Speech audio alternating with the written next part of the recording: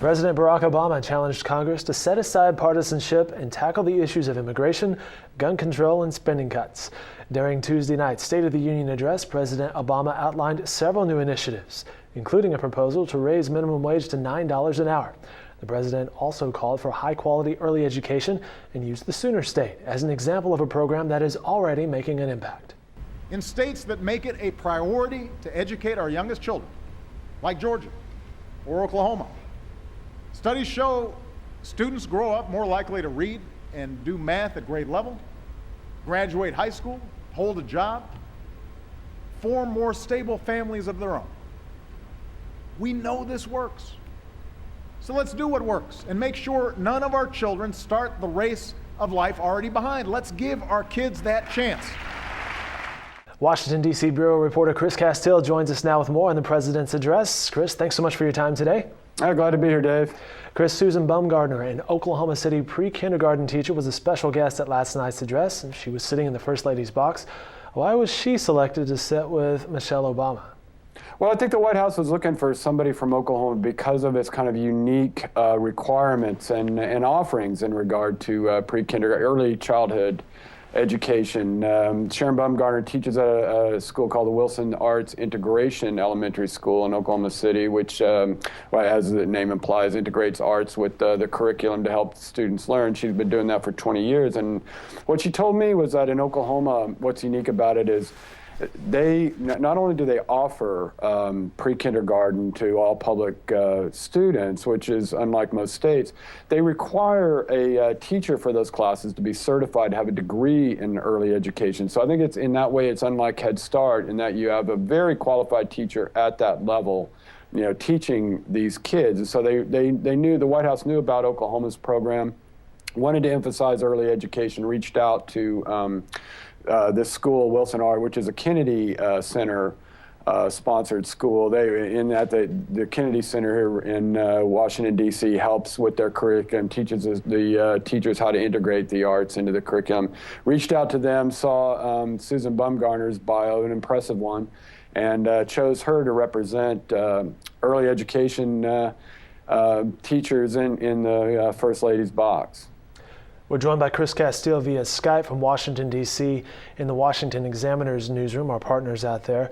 The president suggested raising taxes to avoid spending cuts that are set to go in effect in 2 weeks. In addition, Obama suggested more targeted spending cuts to reduce the impact on the nation's economy.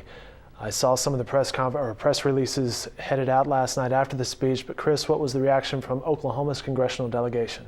Well, it's an all-Republican delegation, a delegation that is not in the mood at all to talk about tax increases to avoid what we here in Washington call the sequester, which is some across-the-board cuts that are 15 days away. And they are going to be just have an incredible impact on the Defense Department, on military bases in Oklahoma, on all kinds of federal agencies across the country, and everything the federal government does, really, except for health care and food stamps. And those kinds of programs are kind of shielded from these cuts, but they are going to be big. And a lot of people, I'm sure a lot of people have read some of the stories and have some kind of, vague notion of what this is all about. But, in Oklahoma alone, you're talking about beginning in April. The cuts go into effect in March. Beginning in April, every civilian employee at the military bases there is subject to furloughs.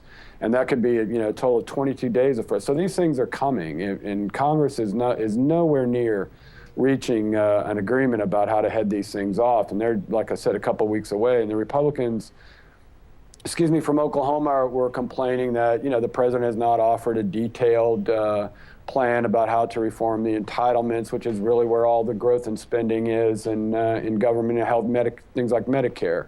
That's where all the growth is, but these cuts are going to hit defense and things that, unrelated to Medicare. So what they were disappointed in was that the president didn't come before the country, spell out some kind of way to really rein in the real drivers of the debt now, of the growth in government spending, which is health care, Medicaid, Medicare.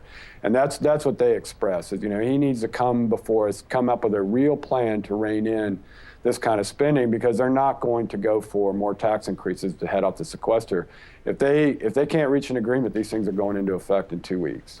It did seem like last night's speech was kind of a companion to what we heard from the inaugural address, not quite the same tone, but went with it. As you mentioned, the president touched on numerous topics, from gun control to troop reduction, but one topic that really affects our state is energy. Did President Obama have anything to say in regard to domestic energy production? You know, what he said was it's very similar to what he said last year in the State of the Union. I mean, he gave a nod to the fact that domestic oil production is way up. That because of shale drilling, oil and gas drilling, we've been able to greatly reduce the amount of imports that the country uses and seemingly put the country on a path towards controlling its own energy future.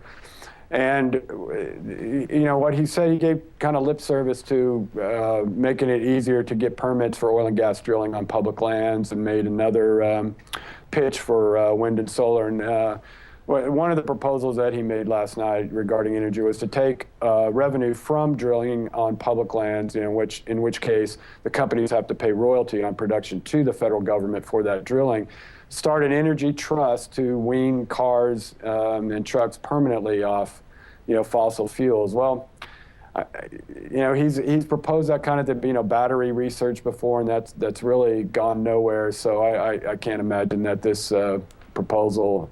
I mean, that research just doesn't, for whatever reason, just doesn't seem to be really moving forward that much. So I doubt this proposal will either. Well, Chris Casteel from the Washington Bureau, I'll get you out of here on this. And in fact, that's right. It was a bizarre moment last night. The Republican rebuttal was handled by Marco Rubio, who, like I just did, took a drink of water, and that basically owned the Twitter sphere last night. It was the drink heard around the internet, I guess. Does Marco Rubio have a drinking problem, Chris? Maybe what they have, Dave, is a talking problem. Maybe if these guys would make their speeches shorter, they wouldn't get so thirsty. You and I were talking before this that it was a lengthy speech last night that went into some detail. Chris, you went into his detail as well today, and we certainly appreciate your analysis and your time today. All right, glad to do it, Dave. All right, more political coverage can be found every day in the Oklahoman and online at newsok.com.